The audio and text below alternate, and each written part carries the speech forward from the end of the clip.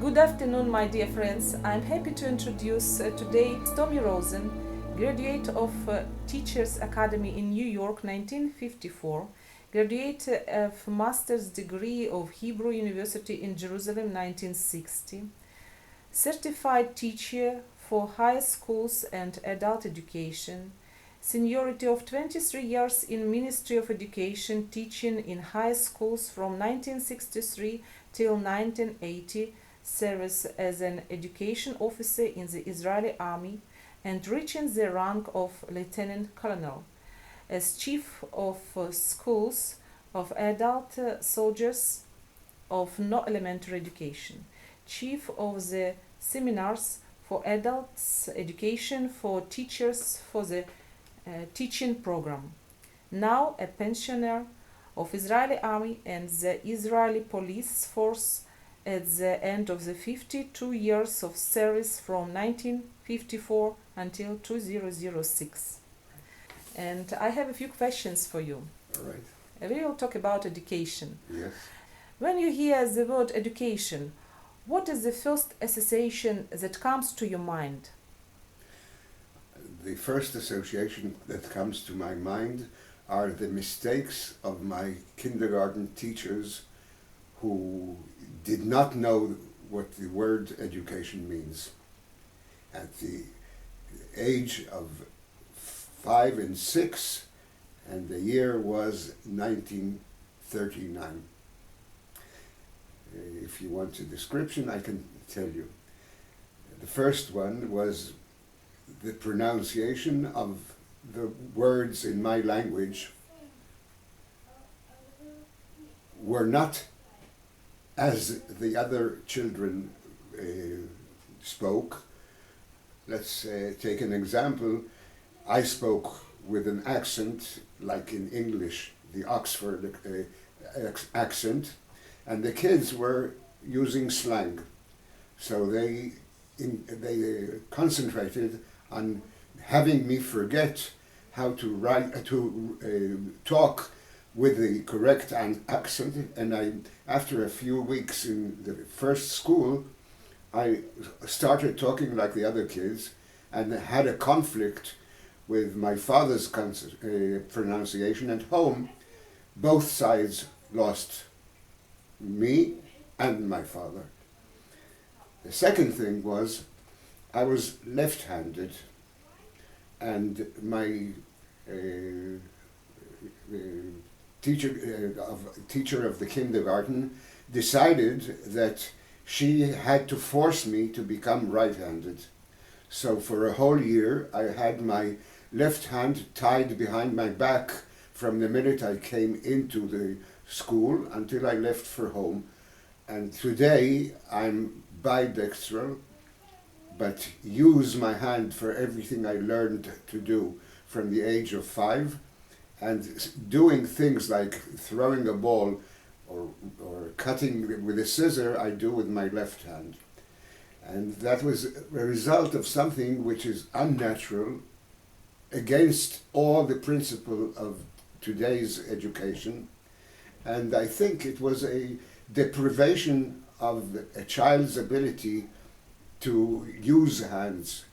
Result is my weakest hand today is my left hand, while I studied for 10 years in a conservatory to play violin, and I can't play anymore because my hand, right hand, which uses the bow in the violin, is strong, and my left hand can't do anything on the strings because my left hand is untrained. So today, after 10 years of playing violin, I have forsaken it for listening and not for playing myself. I see. And it deprived me of a whole life as a musician because I was good, and my teachers prophesied then that I would become a great violinist, and I'm not. Had to take myself into a different field of activity for all my life. Thank you very much for your answer. And you answered already on my few questions about your first memory Yes. in education and any fear. I think you answered. Do you have any fear associated with education? Yes. So I will answer. I have another fear. You have another? Okay. Yes. Tell me which fear you have. I was taught by my grandfather at the age of 4 to read and write in both languages, the Hebrew and the English language. And when I reached the first grade of elementary school, I was already versant in history, in Bible, and in literature. And I read the things that they were taught in school. At the age of 6 and 7, I had already read by the age of 6. My master of the first grade was very unhappy about my ruining her program for teaching, because I had answers for her before she asked the questions. And the other kids in class did not appreciate it when somebody took the center of stage without having been asked to do so. So I was kicked out of class for many times, and for a complete trimester, for the first year, I was ill and stayed in bed and studied further. When I came back to school, I was way ahead of the class. So I was sent to the principal of the school, and the doctor, very, very educated, very, very, very senior in his profession, spanked me with a ruler on my bottom for having done the unforgivable thing of showing what I knew. So I decided at the age of 7 not to talk in class at all. I sat in the back seats always, and only when I was asked a question I was able to answer it very shortly, and that took me all the way to high school. And there I began speaking when I saw that I was a scholarship student and I had the knowledge, so that other people wanted to hear what I had to say. And if I hadn't had that experience in earlier life, I would have become much more than I had been in my professional life later. Thank you very much for your memories, Ithamar. Thank you. It's very important for me to know, education for you is a process or is a result? Always the result. The competition in between people while being educated is a process that can take years or can take a short time, but the important thing is the benefit that the pupil or the student gets out of the educational system. And the importance is the character the person forms while being educated. The result is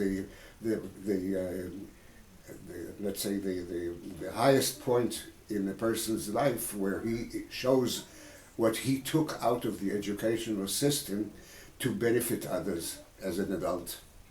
You are a well-educated person. You have lots of experience, but now world a little bit changed, and now people don't understand what's most important, diploma or education.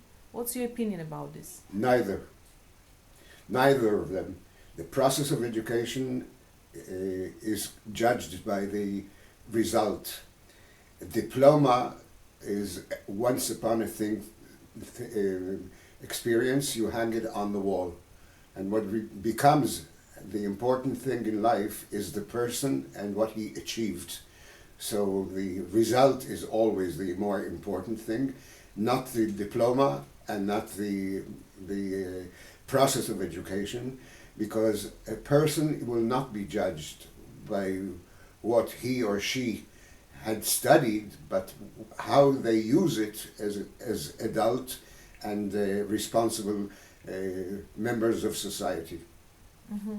Okay, if result, we can say result, it's a person, personality. Yes. Can you describe this person would be as a result of education? The description of the person after education is a person who is open to the opinions of others, who does not concentrate on his or her ideas, but is open to receive and act upon information which he or she receive from others, being patient in order to assimilate information and give it out as part of education. And the third part is what helps the person later in life to become a parent and transmit what he or she learned to their children. And that is the most important part in life, I think, because we educate for tomorrow, not for today. What do you like the most in the education? The ability to serve others, to give my expertise and my knowledge to the community in order to be transmitted through a system, whatever system the state has provided for an educator to be part of, so that the children or the adults, students who study from you will be able to benefit from what you learned and build their future on something that they learned from you. Thank you. And another question, what at present are you not satisfied within the field of education? Looking at the world at large, there are very, very few countries in the family of nations today who have regular and equal schooling. The third world, especially in Africa, South America, and in Asia, are people who are not receiving education at all or only partial education. And I think the things that should be taken upon as a task for the United Nations and the family of nations of the developed world is to be able to disseminate and give the education equally also to those countries where people are deprived of education, as I had done in Israel of the 50s and the 60s, because half the population was illiterate. And the only chance I got them was when I had them as soldiers in the compulsory service, when they did not have any say about what to do with their lives, so they were educated and came out of the army with a profession or the ability to study a profession and be meaningful citizens of the country. I believe the same thing should be done today, but even more so, because Israel was a small nation. Now we are talking about billions of people who have no education. And the task of the education department of each and every country today in the world, or the UNICEF and the United Nations, is to be able to bring the education process into the third world, to be able to help those people to mature and become true members of the human society of Earth. Thank you very much. Thank you. It sounds for me like honey on my heart. What is a perfect education for you? Can you describe, please? Okay. Perfect education for me means that there is no restriction upon what a person can learn. No rules should be applied to make people equal in their endeavors. Everyone can reach whatever he or she were born to reach. And the most important thing is that democracy should not be just words used in politics. They should be used also in education. If you can imagine for a moment that you have a kind of magic power or magic wand and you can make a difference to improve the education process, what are the three changes that you would do the first? First, I would take my magic wand and apply it to parents at large, because I think education begins at home. Father and mother to every child is the first educator that the child meets. So the magic wand would go to help the parents understand the enormity of the task they are called to apply to a small newborn child.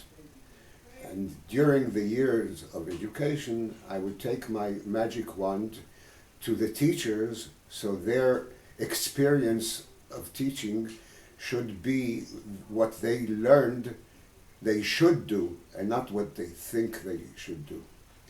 There is a criteria that is very, very important. A person should be an educator when he thinks that he is not the one responsible for the result, but only the pupil or the student who assimilates what he receives from a teacher for later life. So the third thing that I think is the important thing is that a pupil or a student should take into life the ideas which he had been taught to think of as important and carry them further steps ahead, so the next generation benefits from his life and the life of his teachers in the past. Thank you very much. You're So welcome. wisdom, full of wisdom, your answers for me. How do you understand the term educational service? What is the difference between educational system and market of educational service? For me, my entire life, education was a service. A service for the community, a service for my pupils, a service for their parents and their entire family. I think that a teacher does not do what he does as a service, as a part of a payment which he depends on, but let him depend upon the satisfaction that he or she derive from the education that they disseminate to others, and have them realize that their real compensation for what they spent at the service of others is the satisfaction that they did their part in society well as they could do. And later in life, when you sit back and think of how you had contributed to the society, your knowledge and your abilities would be something that you can sit back and say, I have done my job well, and now it's the job for others to take over where I stopped. And remember me later in life as someone who was a step in the way to the right educational system. Thank you very much. And my question connected with payment. Why do you think we have to pay, and to whom, and what should be free in education? What do you think about this? I think education should be free for everyone. The payment is something that the government has to do, not the parents and not the students themselves. Let each student be what I was as a high school and college student, a student of an excelling student, which it was free of tuition because my achievements gave me the right to be educated freely. Today, not everyone can do what I did because not everyone had the parents that I had or the family, supporting family that pushed me on to become a model student. And so today I think every child in this world is eligible and has the right to expect education to be free according to his or her ability to cope with the process. At the later life they will remember that they received really an education which was part of democracy. Thank you very much for your answer. I'm so happy to hear and understand we are the same waves. It's for me it's like paradise. Thank you very much, but I have a few more questions for you, okay? And what do you think about distance education? What are the prospects of distance education, pluses and minuses, and what should be the quality criteria for distance education? I myself experienced the process of distance education. I studied in university only things of humanity, and I had the experience of having been taught distance education, how to use the computer system, and the person who taught me did not live in my town, but very distant. Some of them were on a different part of the globe, and we had a controlled situation where they were able to see what I was doing on the computer, and I benefited from every one of them. And now today I use the computer freely and see the result in what I do day to day. I have the experience also of seeing others around me teaching where the communities do not have schools in the vicinity, and a parent sits with his or her children and receives guidance from afar and apply it day to day in what they teach their children, and the results are when they become of age and live in a place where there is a school, they don't suffer a lapse in what they know. They can join the class and be equal to the others who studied formal education in a school. So I believe that today's ability to control others and teach others from afar is something that is beneficial instead of something which is retarded. It would help humanity disseminate knowledge all over the world, even in isolated places where there are no schools and only parents can do the job. So my opinion is the modern way of educating should include remote teaching, and the results should be judged afterwards by examinations which would prove that the only way to educate is through the medium, and the medium can be human or something modern as we have it today. So we will lose personality through distance education. But there's always someone at the other end controlling the remote education, and they see the result, and there is a person behind it. It's not just mechanical. Yes, but this person, you said himself, it's for distance, it's far away. But he talks to the pupil. So, okay, I understand. Thank you very much. You said education should be for free.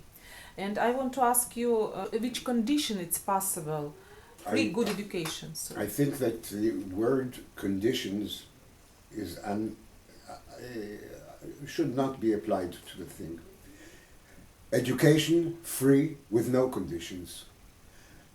Governments tax citizens for services given the community.